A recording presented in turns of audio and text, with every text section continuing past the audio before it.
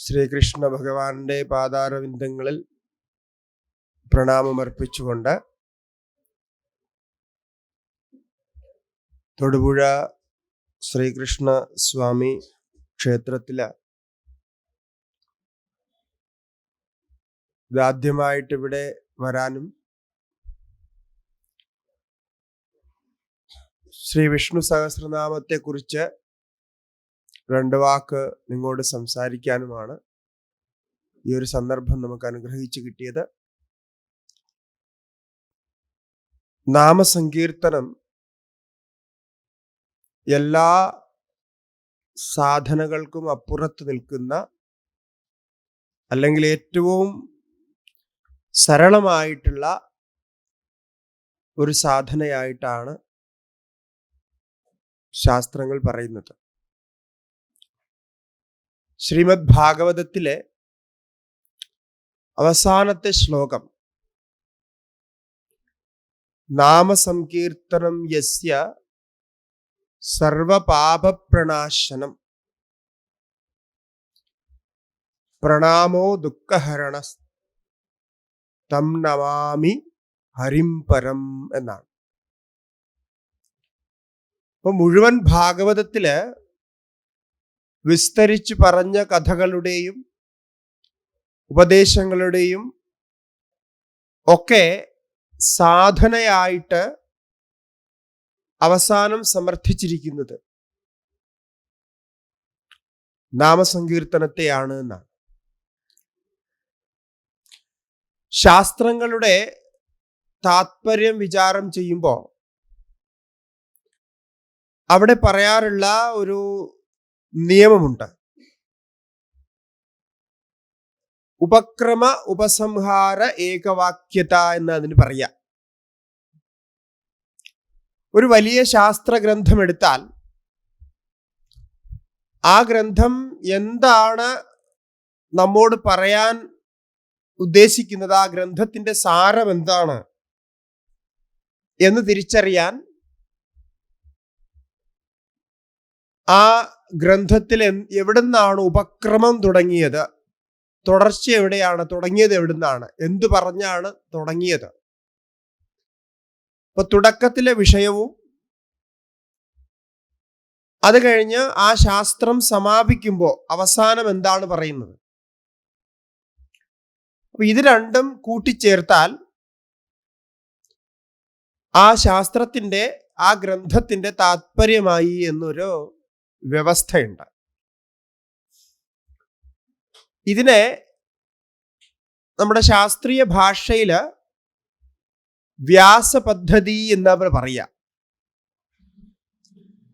വ്യാസപദ്ധതി എന്ന് പറഞ്ഞാൽ ഭഗവാൻ വേദവ്യാസന്റെ രചനകളിലൊക്കെ കാണുന്ന ഒരു ഗ്രന്ഥ വ്യാഖ്യാന രീതി. അങ്ങനെയാണ് ഉണ്ടാവുക. ഇപ്പൊ അദ്ദേഹത്തിന്റെ പുരാണ ഗ്രന്ഥങ്ങള്, 18 പുരാണങ്ങള്, ഉപപുരാണങ്ങള്, ഔപപുരാണങ്ങളൊക്കെ എടുത്താൽ ഇങ്ങനെ ഒരു രീതിയിലാണത് വർണ്ണിച്ചിരിക്കുന്നത് എന്ന് കാണാം. പക്ഷെ അത് മനസ്സിലാക്കാൻ നമ്മളൊന്ന് ശ്രദ്ധിച്ച് നോക്കേണ്ടി വരും. അപ്പോ ഒരു സംഗ്രഹവാക്യം പറയും. തുടക്കത്തിലൊരു സംഗ്രഹവാക്യം, ഒരു പ്രതിജ്ഞാവാക്യം എന്നൊക്കെ അതിന് പറയാറുണ്ട്. അങ്ങനെ പറഞ്ഞിട്ട് പിന്നെ അതിനെ വിസ്തരിച്ച് പോകുന്നു. അതിൽ ഉദാഹരണങ്ങള്, കഥകള്, അനുഭവങ്ങള് ഒക്കെ ചേർത്ത് ആവോളം വിസ്തരിക്കുന്നു. വിസ്തരിച്ചതിന് ശേഷം അവസാനം അതിനെ വീണ്ടും സംഗ്രഹിച്ച് പറയുന്നു. സംക്ഷേപ വിസ്തരാഭ്യാം എന്നാ പറയാൻ. അദ്ദേഹത്തിന്റെ, വ്യാസഭഗവാന്റെ ഏറ്റവും പ്രസിദ്ധമായിട്ടുള്ള വേദാന്ത ശാസ്ത്രത്തിന്റെ രചനയാണ് ബ്രഹ്മസൂത്രം എന്നത്. ബ്രഹ്മസൂത്രത്തില് അഥാദോ ബ്രഹ്മജിജ്ഞാസ എന്ന് തുടങ്ങി ജന്മാദ്യസ്യ യഥഃ എന്ന് രണ്ടാമത്തെ സൂത്രം പറഞ്ഞ് പിന്നെ അതിനെ ശാസ്ത്രയൂനിത്വ തത്വസമന്വയ ദീക്ഷതീർണാശബ്ദാത് എന്നിങ്ങനെ പറഞ്ഞ് വിസ്തരിച്ച് പോവുകയാണ്. അപ്പൊ സംക്ഷേപത്തില് പറഞ്ഞത് ഏതിൽ നിന്നെല്ലാം ഉണ്ടാകുന്നുവോ ജന്മാദ്യസ്യയതഃ, ഏതൊന്നിൽ നിന്നാണോ നമുക്ക് മുന്നിൽ കാണുന്ന ഈ മഹാപ്രപഞ്ചം പ്രകടമാകുന്നത്, ഏതാണോ ഇതിൻ്റെ ജന്മകാരണം, ഏതാണോ ഇതിൻ്റെ സ്ഥിതി കാരണം,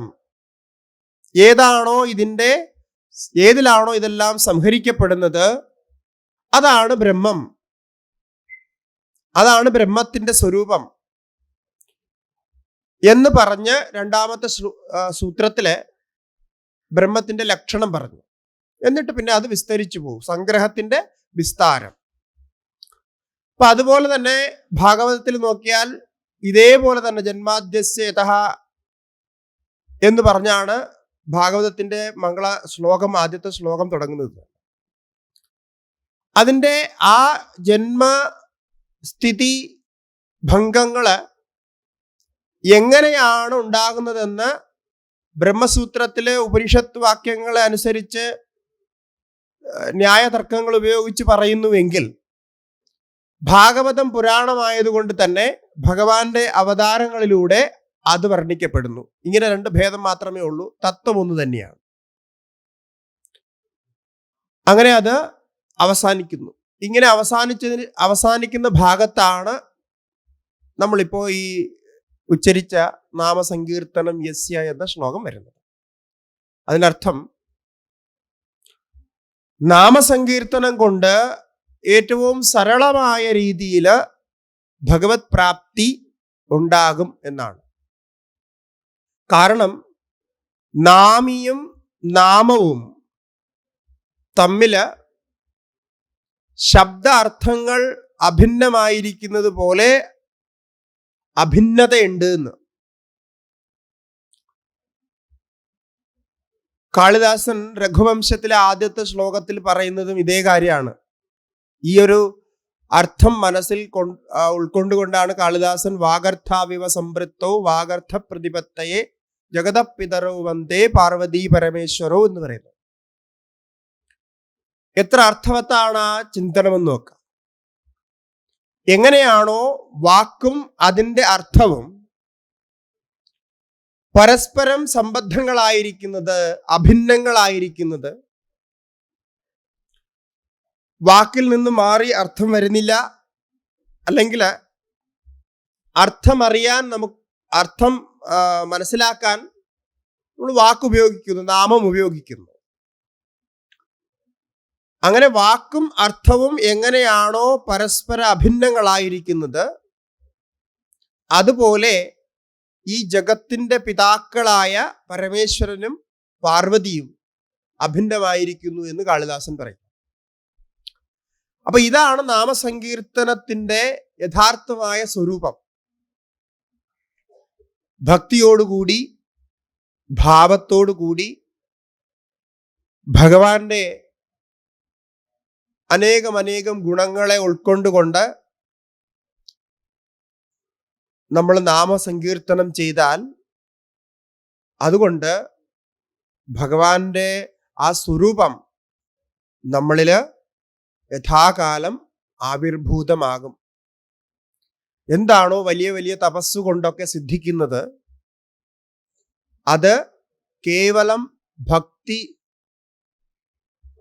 പുരസ്സരമായ നാമസങ്കീർത്തനത്തോടു കൂടി, നാമസങ്കീർത്തനം കൊണ്ട് സിദ്ധിച്ചു കിട്ടുമെന്നാണ്.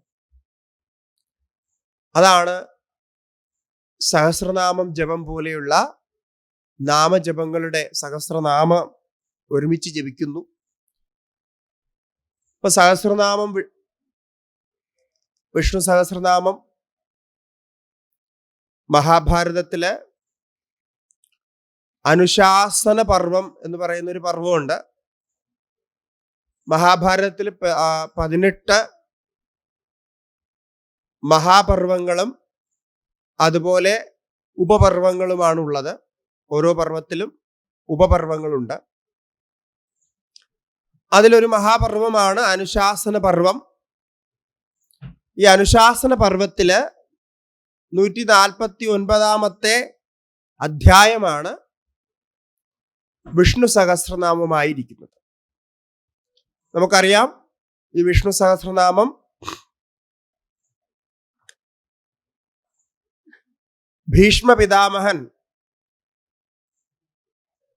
ശരശയ്യയില് കിടന്നുകൊണ്ട് യുധിഷ്ഠിരന് ഉപദേശിക്കുന്നതാണ്. അപ്പൊ അതിൻ്റെ ഒരു പ്രത്യേകത, ശരശയ്യയിൽ കിടന്നുകൊണ്ട് അല്ലെങ്കിൽ മരണത്തെ വരിക്കാൻ തയ്യാറായിക്കൊണ്ട് ആ അവസ്ഥയിൽ കിടന്നുകൊണ്ട് ഒരു ഉപദേശം പറയുമ്പോൾ അത് അദ്ദേഹത്തിൻ്റെ ഉപദേശങ്ങളിൽ, ആ പറയുന്ന ഉപദേശകന്റെ ഉപദേശങ്ങളിൽ ഏറ്റവും മഹത്തായതായിരിക്കും, ഏറ്റവും സാരവത്തായതായിരിക്കും. കാരണം ഏറ്റവും പ്രധാനമായിട്ടുള്ള കാര്യം ചെയ്തു തീർക്കേണ്ടി വന്നാൽ അങ്ങനൊരവസ്ഥയിൽ ആ കാര്യമായിരിക്കും ചെയ്യുക, ആ അവസ്ഥയിൽ അങ്ങനെയായിരിക്കും ചെയ്യുക. അപ്പൊ അതുകൊണ്ട് തന്നെ ആ ഒരു അവസ്ഥയിൽ ഭീഷ്മരെ കൊണ്ട് ഈ സഹസ്രനാമം, യുധിഷ്ഠിരന്റെ ചോദ്യത്തിന് ഉത്തരമായിട്ട് സഹസ്രനാമം വരുമ്പോൾ അതിൽ നിന്ന് അതിൻ്റെ ഉപദേശപരമായിട്ടുള്ള ആ മഹാത്മ്യം നമുക്ക് മനസ്സിലാക്കാം. നമുക്ക് അതിൻ്റെ നാമങ്ങൾ നോക്കിയാൽ ഭഗവാന്റെ തന്നെ പല നാമങ്ങള്, അത് ചില നാമങ്ങൾ പുല്ലിംഗത്തില്, ചിലത് ശ്രീലിംഗത്തില്, ചിലത് നവസകലിംഗത്തില്, ഇങ്ങനെയൊക്കെ ഉണ്ട്. അതില് വ്യാകരണപരമായി നോക്കിയാൽ അങ്ങനെയൊക്കെ കാണാം. അപ്പൊ അവിടെ ഈ സഹസ്രനാമത്തിന് ഭഗവത്പാദ ശങ്കരാചാര്യ സ്വാമിജികൾ രചിച്ച ഒരു ഭാഷ്യമുണ്ട്. നമുക്കറിയാം ശങ്കരാചാര്യ സ്വാമിജികള് ശ്രീമദ് ഭഗവത്ഗീതയ്ക്കും അതുപോലെ ഉപനിഷത്തുക്കൾക്കും ബ്രഹ്മസൂത്രത്തിനുമൊക്കെ ഭാഷ്യം രചിച്ചിട്ടുണ്ട്. സനത്സുജാതീയത്തിന് ഭാഷ്യം രചിച്ചിട്ടുണ്ട്. ഭാഷ്യം എന്ന് പറഞ്ഞാൽ അതിൻ്റെ വ്യാഖ്യാനം എന്നർത്ഥം. ശബ്ദാർത്ഥങ്ങൾ വിവരിക്കുന്ന വ്യാഖ്യാനം, തത്വങ്ങളോട് കൂടിയ വ്യാഖ്യാനം. അങ്ങനെയുള്ള ഒരു വ്യാഖ്യാനം ഈ വിഷ്ണു സഹസ്രനാമത്തിനും അദ്ദേഹത്താൽ രചിക്കപ്പെട്ടിട്ടുണ്ട്. അതിൻ്റെ മറ്റൊരു പ്രത്യേകത, ഐതിഹ്യമനുസരിച്ച് ആചാര്യസ്വാമിജികളുടെ ഗുരുവായ ഗോവിന്ദ ഭഗവത് പൂജ്യപാദ സ്വാമിജികള് ആചാര്യസ്വാമിജികളോട് ആദ്യം ഭാഷ്യം രചിക്കാൻ ആവശ്യപ്പെട്ടത് ഈ വിഷ്ണു സഹസ്രനാമത്തിനാണത്രേ. അങ്ങനെ ആചാര്യസ്വാമിജികൾ ആദ്യം രചിച്ച ഭാഷ്യം എന്നൊരു സ്ഥാനം കൂടി വിഷ്ണു സഹസ്രനാമ ഭാഷ്യത്തിനുണ്ട്. വളരെ സുന്ദരമായ, വളരെ വിസ്തൃതമായ ഭാഷ്യമാണ്. അതിൻ്റെ മലയാള വ്യാഖ്യാനമൊക്കെ ഉണ്ട്. താല്പര്യമുള്ളവർ അത് വാങ്ങി വായിക്കണം.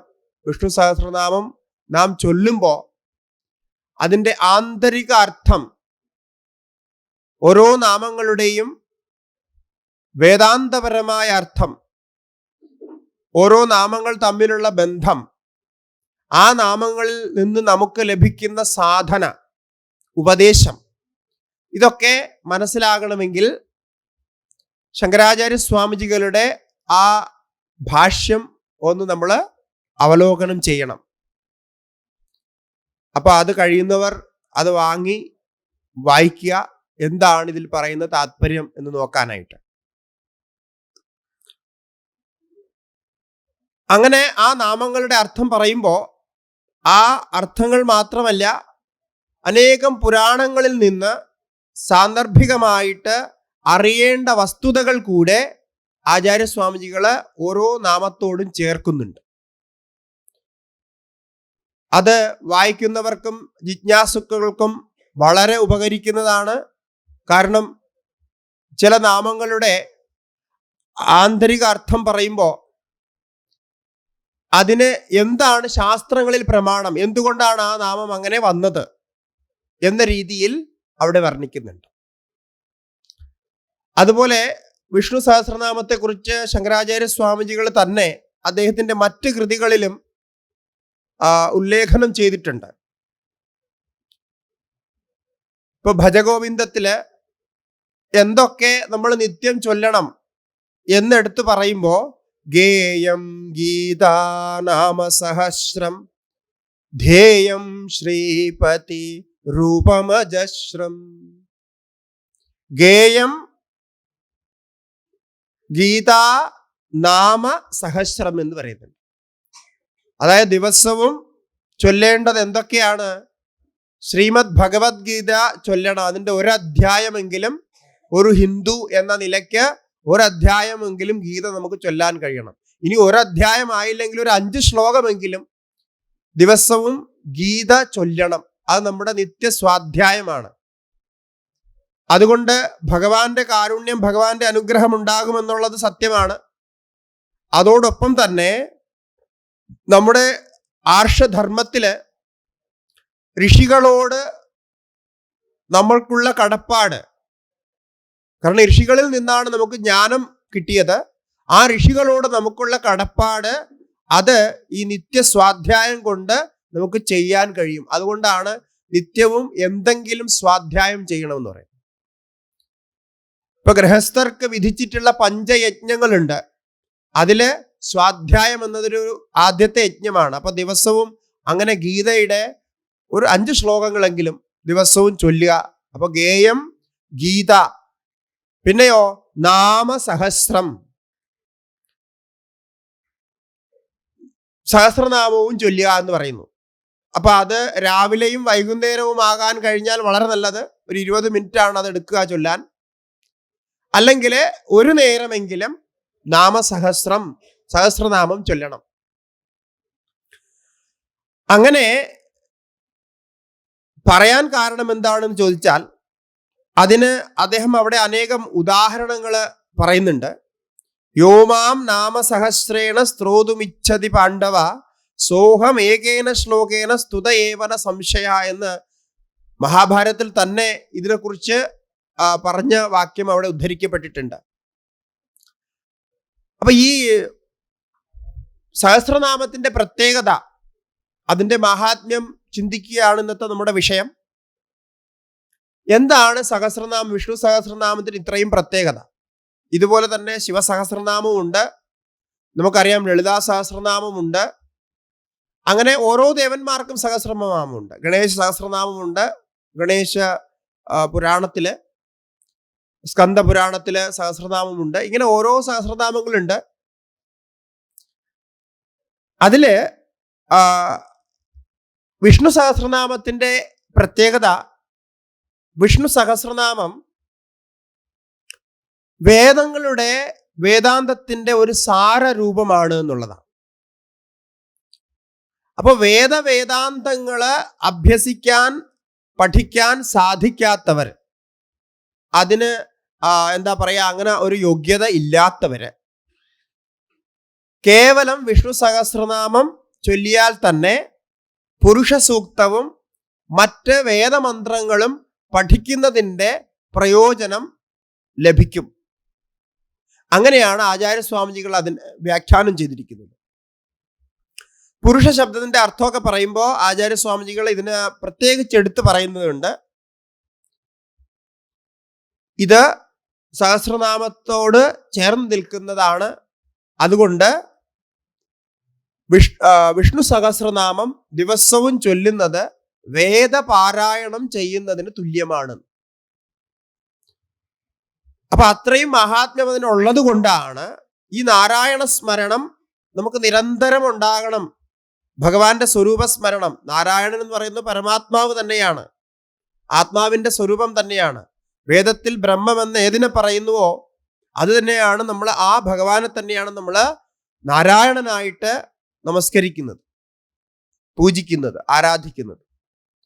അപ്പൊ ഭഗവാന്റെ നിരാകാര രൂപത്തിൽ നിന്ന് സാകാര രൂപത്തിലേക്ക് കൊണ്ടുവരുമ്പോൾ, അപ്പൊ സഹസ്രനാമത്തിൽ നോക്കിയാൽ നിരാകാര ഭാവവും സാകാരഭാവവും സഗുണഭാവവും നിർഗുണഭാവവും ഒക്കെ ഉണ്ട് അതിൻ്റെ അകത്ത്. അപ്പൊ നമ്മുടെ യോഗ്യത അനുസരിച്ച്, നമുക്ക് മാനസികമായിട്ടുള്ള വളർച്ച ഉണ്ടാകുന്നതനുസരിച്ച്, കൂടുതൽ നമുക്ക് അറിയാനുള്ള യോഗ്യത ഉണ്ടാകുന്നതനുസരിച്ച് നമ്മുടെ ഭാവം മാറുമ്പോൾ ഈ അർത്ഥങ്ങൾ ഇങ്ങനെ നമ്മളിൽ തന്നെ പ്രകടമായി വരുമെന്നാണ്. അപ്പൊ അതില് ഇപ്പൊ ആദ്യത്തെ നാമം നോക്കിയാല് വിശ്വം വിഷ്ണുർ വഷട്കാരോ എന്ന് തുടങ്ങുന്ന ആദ്യത്തെ നാമം, അതില് ഇപ്പൊ വിഷ്ണു സഹസ്രനാമം എന്ന് പറയുമ്പോൾ വാസ്തവത്തില് വിഷ്ണു ഭഗവാനെ പറഞ്ഞാണ് തുടങ്ങേണ്ടിയിരുന്നത്. വിഷ്ണു വിശ്വം വിഷ്ണു എന്ന് പറയുന്നതിന് പകരം വിഷ്ണുർ വിശ്വം എന്നാ പറയേണ്ടിയിരുന്നത്. കാരണം വിഷ്ണു സഹസ്രനാമമാണ്, വിഷ്ണുവിന്റെ ഭഗവാൻ എന്താ നാമമായിരുന്നു ആദ്യം പറയേണ്ടിയിരുന്നത്. പക്ഷെ ആദ്യം പറഞ്ഞത് വിശ്വം എന്നാണ്. വിശ്വം വിഷ്ണുർ, പിന്നെ അങ്ങനെ വഷട്കാരോ ഭൂതഭവ്യ ഭവത് പ്രഭു എന്ന് തുടങ്ങുന്നു. അതെന്താണ് അങ്ങനെ പറഞ്ഞത്? ആദ്യം വിഷ്ണു ഭഗവാന്റെ നാമം പറയാതെ വിശ്വം എന്ന് പറഞ്ഞത് എന്തിന് എന്ന് ഭാഷ്യത്തില്, എന്താ പറയാ, വിഷ്ണു സഹസ്രനാമ ഭാഷ്യത്തില് ആചാര്യസ്വാമിജികള് വളരെ സുന്ദരമായി വേദാന്തത്തിന്റെ ആ ഭാഗങ്ങൾ വ്യാഖ്യാനിക്കുന്നുണ്ട്. വളരെ വിസ്തരിച്ചൊരു ഭാഷ്യം ഈ വിശ്വം എന്ന പദത്തിന് കൊടുത്തിരിക്കുന്നു. എന്തിനാണ് വിശ്വത്തെ ആദ്യം പറഞ്ഞത് എന്ന് ചോദിച്ചാൽ,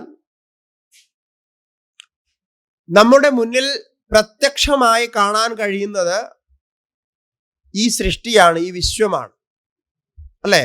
ഈ വിശ്വമാണ്, ഈ കാണുന്ന പ്രപഞ്ചമാണ് നമ്മുടെ ഉള്ളിൽ, നമ്മുടെ മുന്നിൽ ആദ്യം നമ്മൾ കാണുന്നത്, അറിയുന്നത്. അപ്പൊ ഈ വിശ്വത്തെ കണ്ടുകൊണ്ടാണ്, വിശ്വത്തെ അറിഞ്ഞുകൊണ്ടാണ് നാം ഭഗവാനെ കുറിച്ച് ചിന്തിക്കുന്നത് പോലും. ഈ വിശ്വത്തെ ഇങ്ങനെ നാല് ചുറ്റും കാണുമ്പോൾ ഇതൊക്കെ ആരുണ്ടാക്കി, ഇതിൻ്റെയൊക്കെ സൃഷ്ടികർത്താവ് ആര്, ഇതിനെയൊക്കെ നോക്കി നടത്തുന്നത് ആര്? കാരണം നമ്മള് മനുഷ്യരാൽ ചെയ്യാൻ കഴിയാത്ത, സൃഷ്ടിക്കാൻ കഴിയാത്ത, പരിപാലിക്കാൻ കഴിയാത്ത പല സംഭവങ്ങളും ഇവിടെ കാണുന്നുണ്ട്, നടക്കുന്നുണ്ട്. അല്ലെങ്കിൽ ഈ പഞ്ചഭൂതങ്ങളിൽ ഏതിനെങ്കിലും നമുക്ക് സൃഷ്ടിക്കാൻ പറ്റുമോ? ഒരു മനുഷ്യൻ വിചാരിച്ചാലും കഴിയില്ല. എല്ലാ മനുഷ്യരും ഒരുമിച്ച് വിചാരിച്ചാലും ഈ ഭൂമിയെയോ ജലത്തെയോ വായുവിനെയോ ആകാശത്തെയോ ഒന്നും സൃഷ്ടിക്കാൻ പറ്റില്ല. അപ്പൊ ഇതിലുണ്ടാകുന്ന ഈ മാറ്റങ്ങൾ അത് നമുക്ക് സൃഷ്ടിക്കാൻ പറ്റില്ല. ഇതിന്ന്, ഈ സൃഷ്ടിയിൽ നിന്ന് നമുക്ക് കിട്ടുന്ന ഫലങ്ങൾ, ഇപ്പൊ വൃക്ഷലതാദികളിൽ നിന്ന് നമുക്ക് ഫലം കിട്ടുന്നു, ഇതൊന്നും നമുക്ക് സൃഷ്ടിക്കാൻ കഴിയുന്നതല്ല. അപ്പൊ ഒരു സൃഷ്ടി കാണുമ്പോൾ അതിൻ്റെ കർത്താവ് ആരാണ് ഇത് സൃഷ്ടിച്ചത് എന്ന് നമ്മുടെ മനസ്സിൽ സ്വാഭാവികമായ ഒരു ജിജ്ഞാസ ഉണ്ടാവും, അറിയാനുള്ള ഒരു ആഗ്രഹം ഉണ്ടാവും. അങ്ങനെ ആ ആഗ്രഹം, ആ അറിയാനുള്ള ജിജ്ഞാസയിൽ നിന്നാണ് അതിൻ്റെ ഉത്തരമായിട്ട് അതിൻ്റെ കാരണത്തെക്കുറിച്ച് നമ്മൾ ചിന്തിക്കുന്നത്. അപ്പൊ ഈ പഞ്ചഭൂതാത്മകമായി കാണുന്ന പ്രപഞ്ചം, പഞ്ചഭൂതാത്മകമായ പ്രപഞ്ചത്തെ നമ്മൾ സൃഷ്ടിച്ചിട്ടില്ല. പിന്നെ ആരാണ് ഈ പഞ്ചഭൂതാത്മക പ്രപഞ്ചത്തെ സൃഷ്ടിച്ച് പരിപാലിക്കുന്നത്? അങ്ങനെ ആരെങ്കിലും ഉണ്ടോ? അങ്ങനെ ഒരു ഈശ്വരൻ ഉണ്ടോ എന്ന് നമ്മൾ ചിന്തിക്കും. അങ്ങനെ ചിന്തിക്കുമ്പോഴാണ് നമ്മളാൽ ചെയ്യാൻ പറ്റാത്ത പല കാര്യങ്ങളും നമ്മുടെ ജീവിതത്തിലും സംഭവിക്കുന്നുണ്ട്. അപ്പോഴാണല്ലോ നമ്മൾ ഭഗവാന്റെ അടുത്ത് പോയിട്ട് പ്രാർത്ഥിക്കുക. നമുക്ക് ചെയ്യാൻ പറ്റാത്ത കാര്യങ്ങൾ നമ്മൾ ഭഗവാന്റെ അടുത്ത് പോയി പ്രാർത്ഥിക്കും. നമുക്ക് ചെയ്യാൻ പറ്റുന്നതൊക്കെ നമ്മൾ ചെയ്യും. പ്രശ്നങ്ങൾ വന്നാൽ അതിന് പരിഹാരം ചെയ്യും. പക്ഷേ പല പ്രശ്നങ്ങൾക്കും പരിഹാരം കാണാൻ കഴിയാത്തൊരു വേളയിൽ നാം ഭഗവാനെ ആശ്രയിക്കും. ഇനി ഭഗവാനെ രക്ഷ എന്ന് പറഞ്ഞ് സമർപ്പിക്കും. അപ്പൊ അങ്ങനെ സാധാരണ ഒരു വ്യക്തിക്ക് ഈ കാണുന്ന പ്രപഞ്ചം എന്താണ് എന്ന് സംശയം തോന്നാം. അതിൻ്റെ ഒരു കാരണം എന്താണ് എന്നൊരു ജിജ്ഞാസ തോന്നാം. ആ ജിജ്ഞാസയ്ക്ക് പരിഹാരമായാണ്, അതിനുത്തരമായാണ് ഈ പ്രപഞ്ചം, ഈ വിശ്വം മുഴുവൻ ഭഗവാന്റെ സ്വരൂപമാണ്. അപ്പൊ വിശ്വം എന്ന് പറയുന്നതിന് അർത്ഥം സർവം എന്നാണ്. സംസ്കൃതത്തിലെ വിശ്വശബ്ദവും സർവശബ്ദവും ഒരേ അർത്ഥത്തിലുള്ളതാണ്. അപ്പൊ ഇത് സർവ്വതും ഭഗവാന്റെ സ്വരൂപമാണ്, വിഷ്ണുവാണ്. എന്താണോ നമ്മുടെ ശാസ്ത്രത്തിൽ, വേദാന്തത്തിൽ പറയുന്നത് അത് തന്നെയാണ് ഈ കാണുന്ന വിശ്വം അല്ലെങ്കിൽ ഈ പ്രപഞ്ചം. അപ്പൊ പ്രപഞ്ചത്തിന് ഒരു കാര്യകാരണ ബന്ധമുണ്ട്, അല്ലെങ്കിൽ ഒരു കാരണമില്ലാതെ കാര്യമുണ്ടാകില്ല എന്നുള്ള ഒരു നിയമമുണ്ട്. അപ്പൊ ആ നിയമം അനുസരിച്ച് ഈ പ്രപഞ്ചത്തിന് ഒരു കാരണമുണ്ട്. ആ കാരണം നമുക്ക് അന്വേഷിക്കണം. ആ കാരണം എന്താണെന്ന് അറിയണം. ആ കാരണമാണ് എൻ്റെയും കാരണം, എന്നെയും നിലനിർത്തുന്നത് ആ കാരണമാണ്. എനിക്ക് സുഖവും ദുഃഖവും ഒക്കെ തരുന്നത് ആ കാരണം തന്നെ ആയിരിക്കും എന്നിങ്ങനെ ക്രമത്തില് ചിന്തിക്കുക. അപ്പൊ അവിടെ വിശ്വം വിഷ്ണുർ വഷട്കാരോ ഭൂതഭവ്യ ഭവത് പ്രഭു എന്ന ഒരൊറ്റ വാക്യത്തിൽ തന്നെ ബ്രഹ്മസൂത്രത്തിൽ പറഞ്ഞ, ഇപ്പോൾ ഞാൻ ഉദ്ധരിച്ച ജന്മാദ്യസ്യതഃ ശാസ്ത്രയോനിത്വാദ് എന്നൊക്കെ പറയുന്ന സൂത്രങ്ങളിൽ പറയുന്ന അതേ അർത്ഥവും പുരുഷ ഏവേദകും സർവം യത്കിഞ്ച ജഗത്യാം ജഗത് എന്നൊക്കെ ഉപനിഷത്ത് പറയുന്നതും, ഈശാവാസ്യമിതകും സർവം എന്ന് ഉപനിഷത്ത് പറയുന്നതും, ബ്രഹ്മേവൈതകും സർവം എന്ന ആ വാക്യങ്ങളുടെ എല്ലാം അർത്ഥം ആ പദങ്ങളിൽ അവിടെ വന്നു. അപ്പൊ ഒന്ന് നോക്കാം, നമ്മൾ ജപിക്കുമ്പോൾ അതൊരു നാമമായിട്ടാണ് നമുക്ക് തോന്നുക. ഇപ്പൊ വിഷ്ണു ശബ്ദത്തിന് അർത്ഥം പറയുന്നത് തന്നെ വേവേഷ്ടി ഇത് വിഷ്ണു. വേവേഷ്ടി എന്ന് പറഞ്ഞാൽ സർവത്ര വ്യാപ്തമായിരിക്കുന്ന തത്വം എന്നാണ് അർത്ഥം. എല്ലായിടത്തും വ്യാപ്തമായിരിക്കുന്ന പരമതത്വത്തെയാണ് വിഷ്ണു എന്ന് പറയുക. ആ ഭഗവാൻ വിഷ്ണുവിന്റെ അവതാരങ്ങളായിട്ടുള്ള ശ്രീകൃഷ്ണനും ശ്രീരാമനും ഒക്കെ അതേ തലത്തില് വ്യാപകമായിട്ടുള്ള തത്വങ്ങളായിട്ടാണ് ഭഗവത്ഗീതയിൽ തന്നെ ഭഗവാൻ തന്നെ പറഞ്ഞിരിക്കുന്നത്. അഹമാത്മാ ഗുഡാകേശ സർവഭൂതാശയസ്ഥിത. എല്ലാവരുടെയും ഉള്ളിൽ ഇരിക്കുന്നവനാണ് ഞാൻ. അല്ലാതെ ഞാൻ ഈ കാണുന്ന ഒരു ശരീരം അല്ലെങ്കിൽ വാസുദേവ കൃഷ്ണൻ എന്ന ഒരു ശരീരഭാവത്തിലല്ല. എൻ്റെ യഥാർത്ഥ സ്വരൂപം എല്ലാത്തിൻ്റെയും ഉള്ളിൽ കുടികൊള്ളുന്നതായിട്ടുള്ള സ്വരൂപമാണ് എന്ന് പറയുന്നു. അപ്പൊ ഈ ഉപനിഷത്ത് തത്വങ്ങളെ വളരെ സരളമായിട്ട് നാമങ്ങളുടെ രൂപത്തില് പറഞ്ഞു വച്ചിരിക്കുന്നതാണ് വിഷ്ണു സഹസ്രനാമം. അത് നമ്മുടെ സനാതന ധർമ്മത്തിലെ ശാസ്ത്രങ്ങളുടെ ഒരു രീതിയാണ്. ശാസ്ത്രങ്ങൾ പല തലത്തിൽ നമ്മോട് സംവാദിക്കും.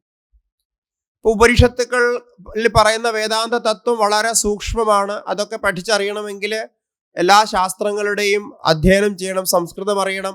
എന്നാൽ മാത്രമേ അതൊക്കെ ചെയ്യാൻ കഴിയുള്ളൂ, അത് മനസ്സിലാക്കാൻ കഴിയുള്ളൂ. അപ്പൊ അങ്ങനെ മനസ്സിലാക്കാൻ പറ്റാത്തവർക്കായി ഇതിഹാസ പുരാണങ്ങൾ ഉണ്ടാക്കി. ഇതിഹാസങ്ങൾ കഥകളാണ്, പുരാണങ്ങളും കഥകളാണ്. അപ്പൊ കഥകൾ ഉണ്ടാക്കി. ആ കഥകൾ ഉണ്ടായപ്പോൾ എന്താ, ആ കഥകളിലൂടെ എളുപ്പത്തിൽ നമുക്ക് കാര്യങ്ങൾ അറിയാൻ കഴിയും. ഭഗവാന്റെ ലീലകളിലൂടെ ഭഗവാന്റെ സ്വരൂപത്തെ നമുക്ക് എളുപ്പത്തിൽ അറിയാൻ കഴിയും. അപ്പൊ ഉപനിഷത്തിൽ പറഞ്ഞ ആ തത്വം തന്നെ നമുക്ക് ഉപദേശിച്ച് തരാൻ ഇവിടെ പുരാണങ്ങൾ ഉണ്ടായി. ആ പുരാണങ്ങളുടെ പ്രത്യേകത, ഉപനിഷത്തിൽ പറഞ്ഞ തത്വങ്ങളെ കഥകളാക്കി അതിൽ ചില അതിശയോക്തികളൊക്കെ ചേർത്ത്, രൂപകങ്ങള്, അതിശയോക്തി ഇതൊക്കെ ചേർക്കും. വേദത്തില് 3 തരത്തിലുള്ള വേദത്തിന്റെ കഥനമുണ്ട്, വ്യാഖ്യാനമുണ്ട്.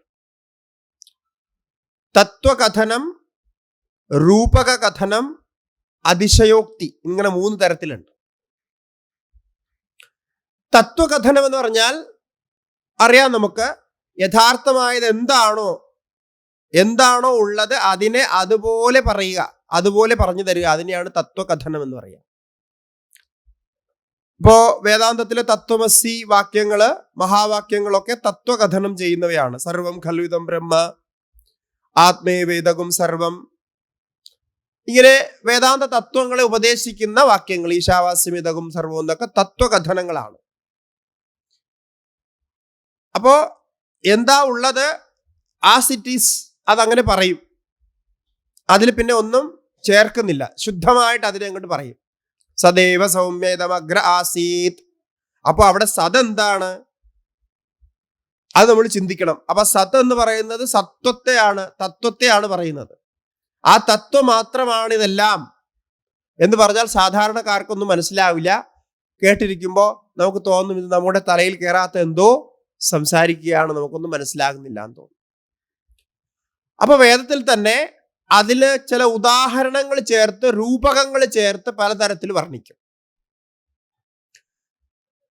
ഇപ്പൊ വേദത്തിൽ അനേകം മന്ത്രങ്ങളുണ്ട്, രൂപകങ്ങളിൽ വർണ്ണിക്കുന്ന മന്ത്രങ്ങളുണ്ട്. രൂപകങ്ങൾ എന്ന് പറഞ്ഞാൽ നമുക്കറിയാം, ഒരു ഉപമ പറഞ്ഞ് ആ ഉപമയോട് ചേർത്ത് പറയും. ഇപ്പൊ അതിനൊരു പ്രസിദ്ധ ഉദാഹരണമാണ് സൂര്യദേവനെ കുറിച്ച് വർണ്ണിക്കുന്ന ഒരു മന്ത്രമുണ്ട്. അതില് സൂര്യൻ ഒരു രഥത്തിൽ സഞ്ചരിക്കുന്നു. ആ രഥത്തിന് 7 കുതിരകളുണ്ട്. 7 കുതിരകളുള്ള ഒരു രഥത്തിൽ സഞ്ചരിക്കുന്നു. അരുണനാണ് സൂര്യരഥത്തിന്റെ സാരഥി എന്നൊക്കെ വളരെ സുന്ദരമായിട്ട് വർണ്ണിക്കും, ഭംഗിയോടുകൂടി. അപ്പൊ അത് വേദത്തിൽ വർണ്ണിക്കുമ്പോൾ നമ്മൾ അങ്ങനെ കേൾക്കുമ്പോൾ ഇങ്ങനെ സൂര്യൻ ഒരു രഥത്തിൽ പോകുന്നതായിട്ട് നമുക്ക് കാണാൻ കഴിയുന്നില്ല. അവിടെ ഇങ്ങനെ 7 കുതിരകൾ ഉള്ളതായിട്ട് കാണാൻ കഴിയുന്നില്ല. ഇതൊന്നും നമുക്ക് കാണാൻ പറ്റില്ല. പക്ഷെ അങ്ങനെയൊക്കെ വർണ്ണിക്കും. അപ്പൊ നമുക്ക് പലപ്പോഴും തോന്നുന്നു ഈ വേദത്തിൽ ഇത് പറയുന്നതൊക്കെ ഇതിലെന്താ താല്പര്യം, ഇങ്ങനെയൊന്നും നമ്മൾ കാണുന്നില്ലല്ലോ അവിടെ. അപ്പൊ അതൊരു രൂപക കഥനമാണ്. സൂര്യൻ ഈശ്വരന്റെ തന്നെ ആവിർഭാവമാണ്. ഈശ്വരനെ സൂര്യനിലൂടെ നാം കാണുന്നു. അപ്പൊ ഗായത്രി മന്ത്രമൊക്കെ അതാണ് പറയുന്നത്. അപ്പൊ ആ സൂര്യനെ ധ്യാനിക്കാൻ ഒരു ആകാരം വേണം നമുക്ക്. അപ്പൊ സൂര്യൻ നേരിട്ട് ഇവിടെ കാണുന്നുവെങ്കിലും അങ്ങനെ ധ്യാനിക്കാൻ പറ്റില്ല. അപ്പൊ ഒരു ആകാരം വേണം, ഒരു ഭാവന ചെയ്യാൻ ഒരു ആകാരം വേണം. ആ ആകാരത്തിനെ അവിടെ ഒരു രഥമായിട്ട് കൽപ്പിച്ച് ആ രഥത്തിൽ ഇങ്ങനെ സഞ്ചരിക്കുന്നതായിട്ട് പറയുന്നു. അപ്പൊ സപ്തവർണ്ണങ്ങളാണ്, സൂര്യന്റെ രശ്മിയുടെ സപ്തവർണ്ണങ്ങളാണ് ഈ സപ്ത കുതിരകൾ എന്ന് പറയുന്നത്. അരുണൻ നമുക്കറിയാം, സൂര്യൻ ഉദിക്കുന്ന സമയത്തും അസ്തമിക്കുന്ന സമയത്തും അരുണവർണ്ണം കാണാറുണ്ട്. അപ്പൊ അരുണൻ അവിടെ സാരഥിയായി, സൂര്യൻ രഥത്തിലിരിക്കുന്നു. അങ്ങനെയാണ് നമ്മൾ വലിയ ക്ഷേത്രങ്ങളിലൊക്കെ ഈ സൂര്യരഥം എന്നൊരു സങ്കല്പം കാണുന്നത്. അത് വേദമന്ത്രത്തിൽ തന്നെയുള്ളതാണ്. അപ്പൊ സാധാരണ ഒരാള് ഇത് വായിച്ചു കഴിഞ്ഞാൽ ഇതിൽ നിന്ന് അങ്ങനെ ഒരു തത്വം പുറത്തു വരുന്നതായിട്ടൊന്നും അറിയാൻ പറ്റില്ല. ഈ തത്വങ്ങളൊക്കെ ഇതിലുള്ളതായി അറിയാൻ പറ്റില്ല. അയാൾക്ക് തോന്നും ഇതൊരു കഥ പറയുന്നു, ഒരു സൂര്യന്റെ കഥ പറയുന്നു, സൂര്യൻ ഇങ്ങനെയുണ്ട്, ഇതൊന്നും നമുക്ക് കാണാൻ കഴിയുന്നില്ല. ഇത് ആണ് രൂപക കഥനം. ഇങ്ങനെ വേദത്തിലുമുണ്ട്. ആ രൂപക കഥനത്തെ പുരാണങ്ങള് കഥകളായിട്ട്, വലിയ വലിയ കഥകളായിട്ട് ഇങ്ങനെ വിസ്തരിച്ച് പറയുന്നു നമ്മോട്. ആ കഥകളിലൂടെ ചില ഉപദേശങ്ങളും നമുക്ക് തരുന്നു. അപ്പൊ നമ്മൾ എപ്പോഴും ശ്രദ്ധിക്കേണ്ടത്, ഇത്തരം കഥകൾ കേൾക്കുമ്പോൾ, പുരാണങ്ങളുടെ കഥകൾ കേൾക്കുമ്പോൾ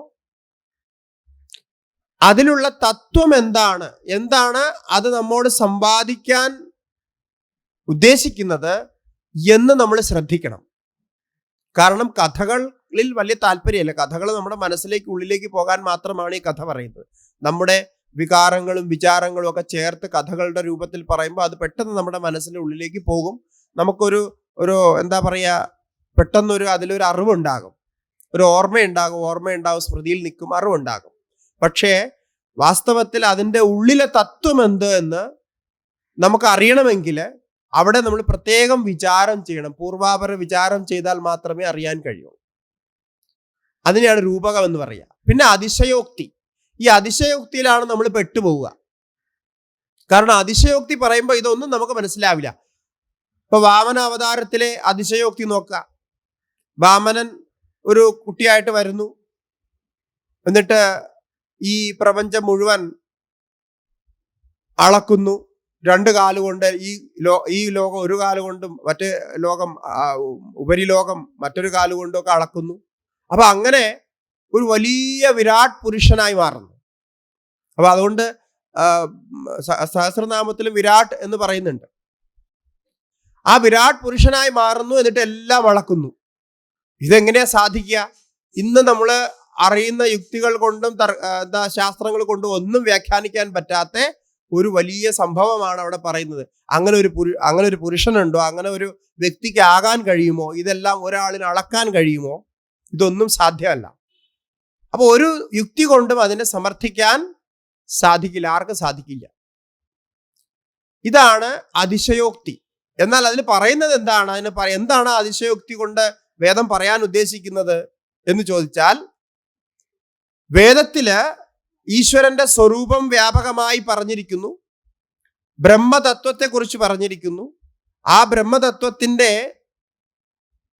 പാദോസ്യ സർവഭൂതാനി ത്രിപാദസ്യാമൃതം ദിവി എന്ന് ഈ വേദത്തെ തത്വത്തിന്റെ ഒരു ഭാഗം, ഒരു അംശം, ഒരു പാദമാണ് ഈ ലോകം, ബാക്കിയെല്ലാം ഉപരിലോകത്താണ് എന്ന് വളരെ വ്യാപകമായ ബ്രഹ്മതത്വത്തെക്കുറിച്ച് പറഞ്ഞിരിക്കുന്നു. പക്ഷെ ഈ പാദം എന്താണ്, വ്യാപകത എന്താണെന്നൊക്കെ അറിയാൻ നമുക്ക് സാധാരണ രീതിയിൽ പറ്റാത്തത് കൊണ്ട് അത് വാമന ഉപദേശത്തില് വാമനന്റെ സ്വരൂപത്തിൽ ചേർത്ത് ആ കഥയോട് ചേർത്ത് പറഞ്ഞു.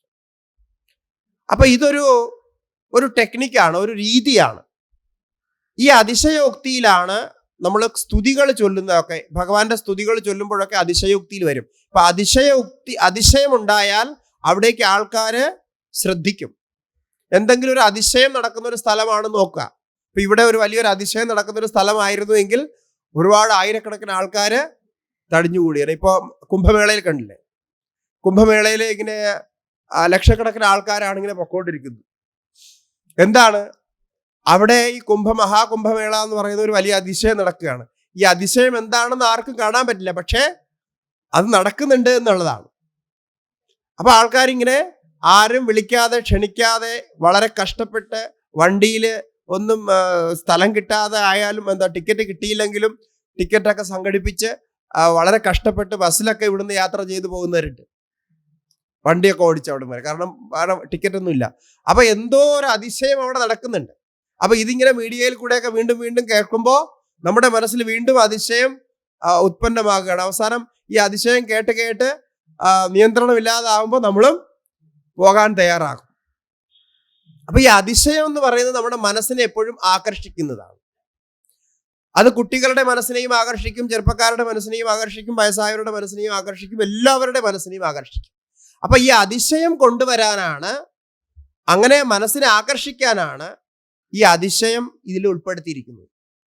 പക്ഷെ അതിശയത്തിന്റെ തത്വം അറിയണമെങ്കിൽ നമ്മൾ ശാസ്ത്രങ്ങൾ അതുപോലെ പഠിക്കണം, അതിന്റെ അർത്ഥം മനസ്സിലാക്കണം. അതുകൊണ്ടാണ് ഞാൻ പറഞ്ഞത്, ഇപ്പൊ വിഷ്ണു സഹസ്രനാമം നിങ്ങൾ ചൊല്ലുന്നവരുണ്ട്, അപ്പൊ അതിന്റെ അർത്ഥം ശരിക്കും മനസ്സിലാക്കാൻ ആചാര്യസ്വാമിജികളുടെ തന്നെ, ഇത്രയും മഹാനായിട്ടുള്ള ആചാര്യസ്വാമിജികളുടെ തന്നെ ഭാഷ്യം നമുക്ക് ഉപലബ്ധമാണ്. അത് വാങ്ങി വായിച്ചു നോക്കുക. വിഷ്ണു സഹസ്രനാമത്തിന്റെ ഭാഷ്യസഹിതം വിഷ്ണു സഹസ്രനാമം വായിച്ചാൽ നിങ്ങൾ സർവശാസ്ത്രങ്ങളും പഠിച്ചതുപോലെയുള്ള ഒരു ഫലം ഉണ്ടാവും. അതിന് കാരണം ആചാര്യസ്വാമിജികൾ ഓരോരോ നാമങ്ങളെ വ്യാഖ്യാനിക്കുമ്പോൾ അതിന് വേണ്ട ശാസ്ത്രീയ ഉദാഹരണങ്ങൾ പറഞ്ഞ് സമർത്ഥിക്കാൻ വേണ്ടിയിട്ട് അനേകം ഉദാഹരണങ്ങൾ പറഞ്ഞിട്ടുണ്ട്. അപ്പൊ ഈ 1000 നാമങ്ങളെ അതിൽ പറഞ്ഞു തീർക്കുമ്പോൾ ശരിക്കും 1031 നാമങ്ങളാണുള്ളത്. അതിലെ 31 നാമങ്ങള് വിശേഷണങ്ങളായിട്ട് എടുത്താണ് 1000 നാമങ്ങൾ എന്ന് പറയുന്നത്. അപ്പൊ ഇത്രയും നാമങ്ങൾ പറഞ്ഞു കഴിയുമ്പോൾ ശാസ്ത്രങ്ങളുടെ എല്ലാ മേഖലകളെയും സ്പർശിച്ചു കഴിയുമെന്നാണ്. അങ്ങനെ ഒരു വ്യാപകമായ അറിവ് ഈ വിഷ്ണു സഹസ്രനാമത്തിലുണ്ട്. അപ്പോൾ അത് മനസ്സിലാക്കി നമ്മളാൽ കഴിയുന്ന വിധം ഇത് ദിവസവും ചൊല്ലുക. അങ്ങനെ ചൊല്ലിയാൽ നിങ്ങളുടെ ജീവിതത്തിലെ വലിയ മാറ്റങ്ങൾ ഉണ്ടാകും. അത് പ്രത്യേകിച്ച് കുട്ടികളൊക്കെയാണ് ഇത് ദിവസവും ചൊല്ലുന്നതെങ്കിൽ, ഇപ്പോൾ ഇന്ന് ശാസ്ത്രീയമായിട്ട് തെളിയിക്കപ്പെട്ട ഒരു കാര്യം, ഇങ്ങനെ ദിവസവും നാമങ്ങൾ, അതായത് ഈ സ്തോത്രങ്ങൾ, ഛന്ദസ്സിലുള്ള വൃത്തങ്ങളിലുള്ള സ്തോത്രങ്ങള്, നാമങ്ങള് ദിവസവും ചൊല്ലിയാൽ അവരുടെ മാനസികമായ വികാസത്തിനും കുട്ടികൾക്ക് ഓർമ്മശക്തി ഉണ്ടാകാനും അവരുടെ മനസ്സ് ശാന്തമാകാനും, അങ്ങനെ ശാന്തമാകുന്ന മനസ്സിൽ അവർക്ക് വിദ്യാഭ്യാസം കൂടുതൽ ചെയ്യാനും കോൺസെൻട്രേഷൻ കൂടുതൽ ഉണ്ടാവാനും ഒക്കെ നല്ലതാണ് കുട്ടിക്കാലത്ത് തന്നെ ഇങ്ങനെ നാമങ്ങൾ ചൊല്ലി അഭ്യസിക്കുന്നത് എന്ന് തെളിയിക്കപ്പെട്ടിട്ടുണ്ട്. കാരണം ഈ അനുഷ്ഠുപ് ഛന്ദസ് എന്നൊക്കെ പറയുന്ന ആ ഛന്ദസ്സില് അതിനൊരു വൃത്തമുണ്ട്, ഒരു മീറ്റർ ഉണ്ട്, ഒരു ട്യൂണുണ്ട്. അപ്പൊ ഈ ട്യൂണ് നമ്മുടെ മനസ്സിനെ ഒരു കമ്പ്യൂട്ടർ സെറ്റ് ചെയ്യുന്നത് പോലെ, ഒരു പ്രോഗ്രാം സെറ്റ് ചെയ്യുന്നത് പോലെ ഈ ട്യൂൺ ഇങ്ങനെ വീണ്ടും വീണ്ടും ആവർത്തിക്കപ്പെടുമ്പോൾ നമ്മുടെ മനസ്സിൽ അതിങ്ങനെ സെറ്റ് ആവുന്നു. അത് പ്രായമാവുമ്പോൾ അത് അത്ര പെട്ടെന്ന് എഫക്റ്റ് ചെയ്യില്ല, പക്ഷെ കുട്ടികൾക്ക് അത് നന്നായിട്ട് എഫക്റ്റ് ചെയ്യും. നമ്മളത് പല കുട്ടികളെയും പരീക്ഷിച്ച് നോക്കിയിട്ടുണ്ട്. അങ്ങനെയുള്ള കുട്ടികളെ ഒക്കെ ഈ ശ്ലോകങ്ങൾ പഠിക്കാനും കാണാതെ പഠിക്കാനും പറഞ്ഞു കഴിയുമ്പോൾ അവരുടെ സ്വഭാവത്തിലും വിദ്യാഭ്യാസത്തിലും ഒക്കെ മാറ്റം വരുന്നതായിട്ട് കണ്ടിട്ടുണ്ട്. അപ്പൊ അത് വളരെ നല്ലതാണ് കുട്ടികളെ കൊണ്ട് ഇങ്ങനെ അഭ്യസിക്കുന്നത്. അവർക്ക് ചൊല്ലാൻ പ്രായമായാൽ ഒരു 7-8 വയസ്സൊക്കെ ആയി കഴിഞ്ഞാൽ ആ ഒരു ഉച്ചാരണം ശരിയായി വരുന്ന ഒരു അവസ്ഥയിൽ എത്തുമ്പോൾ ഇത് പതുക്കെ പതുക്കെ ചൊല്ലി പഠിപ്പിച്ചാൽ ദിവസവും കുറച്ച് ശ്ലോകങ്ങൾ അവർ ചൊല്ലുകയാണെങ്കിൽ വളരെ നല്ലതാണ്. അപ്പോൾ ദിവസവും ആ ആരാധന ചെയ്യുക. അതൊരു കർമ്മമായിട്ട് നമ്മുടെ പഞ്ചമഹായജ്ഞങ്ങൾ എന്ന് പറയുന്ന ഒരു കർമ്മം. അതില് സ്വാധ്യായം, ഋഷിയജ്ഞം എന്ന് പറയുന്നത് സ്വാധ്യായമാണ്. ദേവയജ്ഞം എന്നാണ് രണ്ടാമത്തെ യജ്ഞം. ദേവയജ്ഞം എന്ന് പറയുന്നത് ദേവതാ പൂജനം, ദേവന്മാരെ പൂജിക്കുക, അമ്പലത്തിൽ പോയി പ്രണാമങ്ങൾ അർപ്പിക്കുക, അർച്ചന ചെയ്യുക, പൂജ ചെയ്യുക, നിവേദ്യം അർപ്പിക്കുക, അല്ലെങ്കിൽ നമ്മുടെ വീട്ടിൽ തന്നെ ദേവപൂജ ദിവസവും നിത്യകർമ്മമായിട്ട് ചെയ്യുക. ഇത് ആവശ്യം ചെയ്യേണ്ടതാണ്. അതുപോലെ പിതൃതർപ്പണാദികൾ ചെയ്യേണ്ട സമയങ്ങളിൽ പിതൃതർപ്പണം ചെയ്യുക. ഇതാണ് മൂന്നാമത്തെ യജ്ഞം. നിത്യവും പിതൃതർപ്പണങ്ങൾ ചെയ്യുന്നവരുണ്ട്. അങ്ങനെ സാധിക്കുമെങ്കിൽ അതും നല്ലത് തന്നെയാണ്. അതിനെക്കുറിച്ച് മനസ്സിലാക്കിയിട്ട് പഠിച്ചിട്ട് അത് ചെയ്യുന്നവരുണ്ട്. അതുപോലെ ഭൂതയജ്ഞം, അതിഥിയജ്ഞം. ഭൂതയജ്ഞം എന്ന് പറയുന്നത് നമ്മൾ ഭക്ഷണമൊക്കെ ഉണ്ടാക്കുമ്പോൾ ആ ഭക്ഷണത്തിന്റെ ഒരു ഭാഗം ആദ്യം ഭക്ഷിക്കുന്നതിന് മുമ്പായിട്ട് എടുത്ത് പുറത്ത് കിളികൾക്കും മറ്റ് ഉറുമ്പുകൾക്കും ഒക്കെ കൊടുക്കുക, മറ്റ് ജീവികൾക്ക് വേണ്ടി പുറത്ത് കൊടുക്കുക. അതിനെയാണ് സാധാരണ രീതിയിൽ ഭൂതയജ്ഞം എന്ന് പറയുന്നത്. മറ്റുള്ളവരെ സഹായിക്കുന്നതിൻ്റെ ഒരു ഭാഗമാണ്, സാമാജികമായിട്ട് അങ്ങനെ ചിന്തിക്കുന്നതിൻ്റെ ഒരു ഭാഗമാണത്. അതുപോലെ അതിഥിയജ്ഞം അഞ്ചാമത്തതായിട്ട് വരും. അതിഥിയജ്ഞം എന്ന് പറഞ്ഞാൽ അതിഥികൾക്ക് ഭക്ഷണം കൊടുക്കുക. അപ്പൊ അതിഥികൾക്ക് നമുക്ക് ഭക്ഷണം ഇപ്പോൾ എന്നും കൊടുക്കാൻ പറ്റില്ല. അങ്ങനെയാണെങ്കിൽ എവിടെയാണെങ്കിലും അന്നദാനം കൊടുക്കുന്ന സ്ഥലങ്ങളിൽ അന്നദാനം സമർപ്പിക്കുക. അമ്പലങ്ങളിലൊക്കെ പോയി അന്നദാനം ചെയ്യുക. അതുപോലെ ഈ ഭൂതയജ്ഞത്തിന്റെ ഭാഗമായിട്ട് ഇപ്പൊ ഗോസേവ, ഇപ്പൊ എവിടെയെങ്കിലുമൊക്കെ ഗോസേവ ചെയ്യുന്ന സ്ഥലങ്ങളുണ്ടെങ്കിൽ അവിടെ നമുക്ക് നമ്മുടെ സമർപ്പണം ചെയ്യാം. ഇങ്ങനെയുള്ള 5 യജ്ഞങ്ങള് നിത്യവും നാം പരിപാലിക്കണം, ഗൃഹസ്ഥര് പരിപാലിക്കണം എന്നാണ് ശാസ്ത്രത്തിലെ ആദ്യത്തെ നിയമമാണ്. ബേസിക് ആയിട്ടുള്ള ഒരു നിയമം എന്ന് പറയാം. അപ്പൊ അതില് നമ്മുടെ ജീവിതത്തിൽ വരുന്ന ഒരുപാട് പ്രശ്നങ്ങൾ, അതായത് ജീവിതത്തിലെ പ്രശ്നങ്ങൾ വരും, അത് ജീവിതത്തിന്റെ ഭാഗമാണ്.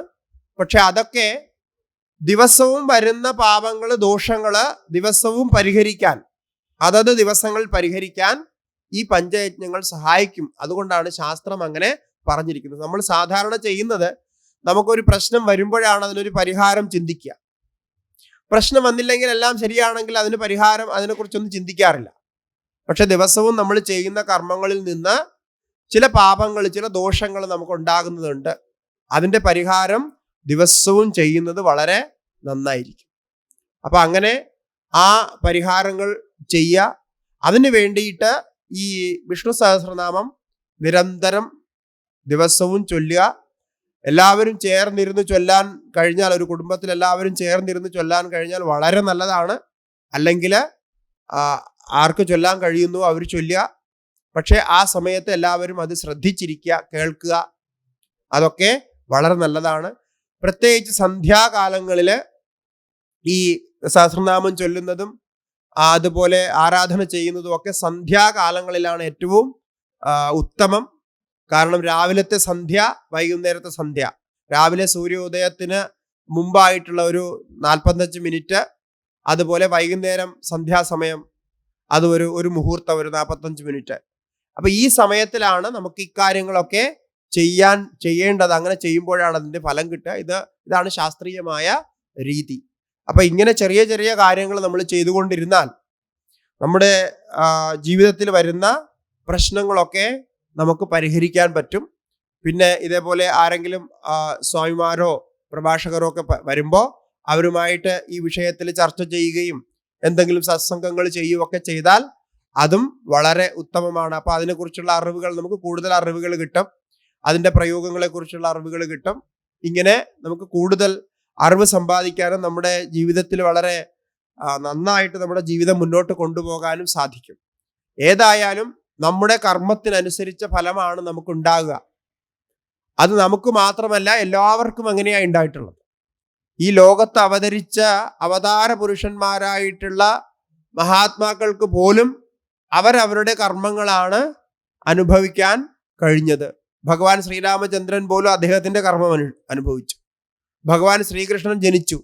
വാസ്തവത്തിൽ ഭഗവാൻ ശ്രീകൃഷ്ണന്റെ ജീവിതത്തിൽ അനുഭവിച്ച അത്രയും ദുഃഖം, അത്രയും കഷ്ടം ശരിക്കും പറഞ്ഞാൽ വേറെ ആരുടെ ജീവിതത്തിൽ ഇല്ല എന്ന് പറയാം. അങ്ങനെ ഒരു ദൃഷ്ടിയിൽ നമ്മൾ നോക്കുകയാണെങ്കിൽ ജനിച്ചത് തന്നെ ജയിലിന്റെ ഉള്ളിലാണ് എന്ന് ആലോചിച്ച് നോക്കൂ. പിന്നെയോ വളർന്നത് അച്ഛനും അമ്മയോടും ഒപ്പം വളരാൻ കഴിഞ്ഞില്ല. വളർന്നത് വളർത്തച്ഛൻ്റെയും വളർത്തമ്മയുടെയും കൂടെ. അത് കഴിഞ്ഞ് ഒന്ന് പ്രായമായി വന്നപ്പോൾ ആദ്യം കൊല്ലേണ്ടി വന്നത് അമ്മാവനെ തന്നെ കൊല്ലേണ്ടി വന്നു. ഇങ്ങനെ നോക്കുകയാണെങ്കിൽ എല്ലാപ്പോഴും പ്രശ്നം ഉണ്ടായിട്ടുണ്ട്. അത് കഴിഞ്ഞ് വൃന്ദാവനത്തിൽ വളരെ ഇഷ്ടത്തോടു കൂടി താമസിച്ചുകൊണ്ടിരിക്കുന്ന വൃന്ദാവനത്തിൽ നിന്ന് പോകേണ്ടി വന്നു. വൃന്ദാവനത്തിലുള്ള എല്ലാവരെയും വിട്ടുപോയി. പിന്നെ അത് കഴിഞ്ഞ് ജീവിതത്തിലെ എന്തെല്ലാം പ്രശ്നങ്ങൾ. മഹാഭാരതത്തിൽ ഭഗവാൻ ഒന്നും ചെയ്തില്ലെങ്കിലും എല്ലാത്തിനും ഉത്തരവാദിത്വം ഭഗവാനാണെന്ന് കൽപ്പിച്ച് ഗാന്ധാരി ശാപം കൊടുത്തു. ഇങ്ങനെ എല്ലാ രീതിയിലും നോക്കുകയാണെങ്കിൽ, ഏതെല്ലാം ജീവിതത്തിലെ മേഖലകൾ നമ്മൾ നോക്കുകയാണെങ്കിലും ഭഗവാൻ അങ്ങനെയൊക്കെ ജീവിച്ചതായിട്ട് കാണുന്നുണ്ട്. അപ്പൊ അതുകൊണ്ട് അതൊക്കെ എല്ലാവർക്കും അനുഭവിക്കേണ്ടി വരും. പക്ഷേ ഇതൊക്കെ അനുഭവിക്കുമ്പോഴും ഭഗവാൻ എപ്പോഴും മന്ദസ്മേരമുഖനായിട്ട് തന്നെ ഇരുന്നു. കാരണം എന്താണ്? ഇതൊക്കെ എൻ്റെ കർമ്മമാണ്, ഇങ്ങനെയൊക്കെ ഞാൻ അനുഭവിക്കും എന്ന് തിരിച്ചറിയുന്ന, അങ്ങനെ നമുക്ക് ജീവിക്കാൻ, അങ്ങനെ നമ്മുടെ ജീവിതത്തെ നമുക്ക് അക്സെപ്റ്റ് ചെയ്യാൻ കഴിഞ്ഞാൽ അതാണ് ബലം. അങ്ങനെ അക്സെപ്റ്റ് ചെയ്യാൻ കഴിയണമെങ്കിൽ ഈ പറയുന്ന സാധനകളൊക്കെ അനുഷ്ഠിക്കണം. ഭഗവാന്റെ അസ്തിത്വത്തെ നമ്മൾ അംഗീകരിച്ചുകൊണ്ട് ഈ സാധനകളൊക്കെ അനുഷ്ഠിക്കണം. അതാണ് ഈ സന്ദർഭത്തിൽ നിങ്ങളോട് പറയാനുള്ളത്.